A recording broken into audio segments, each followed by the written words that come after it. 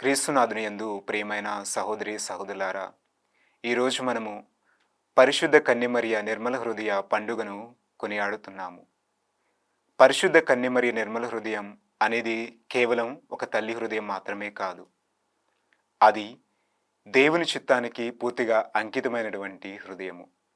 ఈనాటి దివ్యగ్రంథ పఠనాలు మనం గమనించినట్లయితే, మొదటి పఠనం యెషయా గ్రంథము 61వ అధ్యాయము 9-11లో యెషయా ప్రవక్త తెలియజేసిన విధముగా, ప్రభువులో నేను ఆనందిస్తున్నాను, దేవుడు తన ప్రజలను రక్షణ వస్త్రాలతో అలంకరిస్తాడు.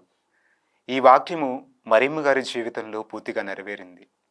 దేవుని ప్రణాళికలో భాగంగా మరియమ్మ గారిని ఎన్నుకున్నప్పుడు ఆమె సందేహించలేదు, భయపడలేదు.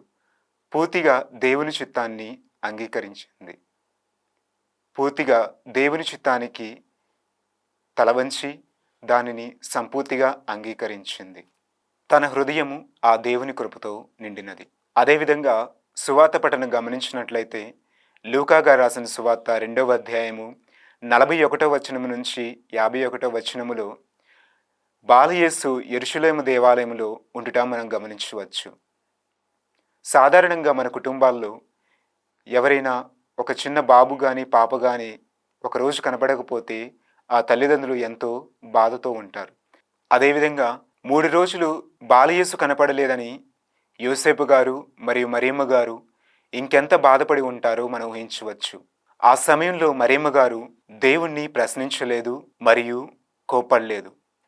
ఆ తరువాత వారు బాలయేసును యెరూషలేము దేవాలయంలో వేద బోధకుల మధ్య కనుగొనిరి. అప్పుడు ఆ బాలయేసు చెప్పిన మాటలు మరియమ్మ గారి మదిలో పదిలపరుచుకొని ధ్యానించారు. ఈ సంఘటన మన జీవితాలకు ఒక గొప్ప పాఠము.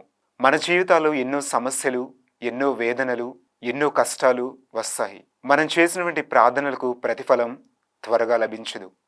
కానీ అటువంటి సమయంలో మనం సహనం కోల్పోకూడదు. ఆ మరీ తల్లి వలె దేవుని చిత్తాన్ని అంగీకరించి మన జీవితంలో అంతా మంచి జరుగుతుందని ఆ ప్రభువుపై ఆధారపడి జీవించాలి.